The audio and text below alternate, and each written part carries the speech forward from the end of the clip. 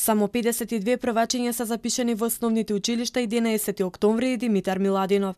Тоа е доволно само за 2 паралелки. Од едно скопско училиште ни објаснеа дека добар дел од овие ученици всушност се од други општини, но родителите ги запишуваат во центарот на Скопје поради близината на работните места.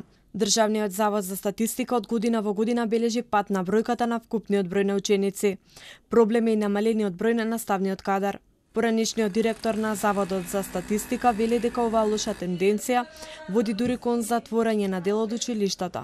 Намалување на бројот на живородени деца од година во година и тоа доведува до еден процес на намалување на бројот на ученици.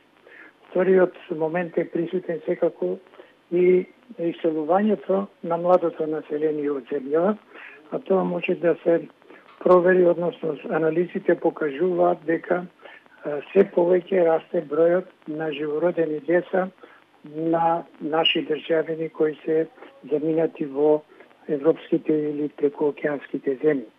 Покрај миграцијата кон Скопје и во главниот град има внатрешна миграција, па жителите се селат во оние општини кои имаат подобри услови за живот. Во поедини општини, за разлика примерно од општина Аредром, каде што сепак е понова населба, понови објекти и така натаму, проширување на урбаното подрачје, градењето на нови згради и така натаму објекти доведува до зголемување на број ученици. Во Facebook групата Стари Скопјани, граѓаните се потсетуваат дека во нивно време во училиштата низ центар имало и по 6 паралелки, а сега едва има 2.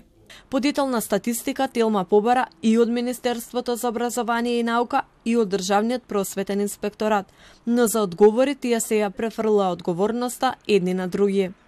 Според последниот попис, населението во Македонија старее се намалува.